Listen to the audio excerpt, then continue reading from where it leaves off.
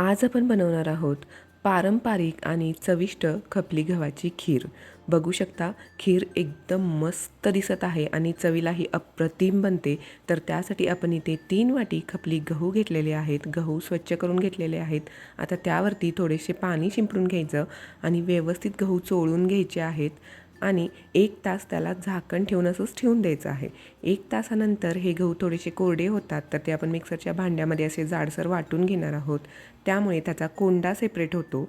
जर गहू तुमचे कोरडे असतील तर ते तुम्ही पाकडून घेऊ शकता, नसतील तर ते स्वच्छ धुवून घ्यायचे, म्हणजे त्यातला कोंडा निघून जातो. असं चोळून स्वच्छ धुवून घ्यायचे गहू, म्हणजे सगळा कोंडा त्यातला निघून जातो. आता त्यामध्ये अर्धी वाटी तांदूळ घालायचे आहेत, तेही स्वच्छ धुवून घेऊया आणि पाणी घालून यामध्ये 1 चमचा तूप घालायचं आहे आणि 1 शिट्टी झाल्यानंतर त्याला बारीक गॅसवर 15 ते 20 मिनिट शिजवून घ्यायचं आहे. बघू शकता गहू एकदम मऊ शिजलेला आहे.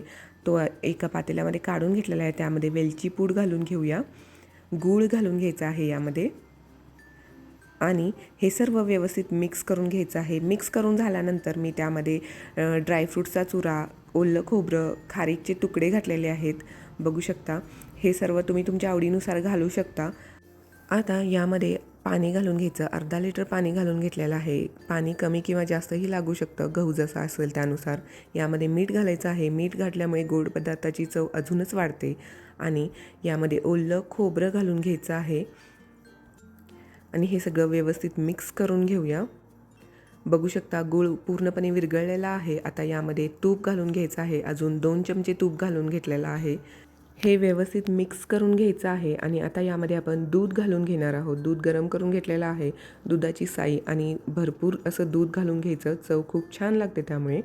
आणि आता हे व्यवस्थित मिक्स करून झालं की त्यामध्ये अजून आपण वेलची पूड घालून घेऊया आणि थोडंसं जायफळ किसून घ्यायचं आहे. गव्हाच्या पदार्थामध्ये किंवा कोणत्याही गोड पदार्थामध्ये जायफळची चव खूप छान लागते आणि हे व्यवस्थित मिक्स करून घेऊया. यामध्ये अजून थोडेसे ड्रायफ्रूट्स घालून घेऊया आणि हे सर्व व्यवस्थित मिक्स करून घ्यायचं आहे आणि याचबरोबर आपली चविष्ट पौष्टिक खपली गव्हाची खीर बनून तयार झालेली आहे.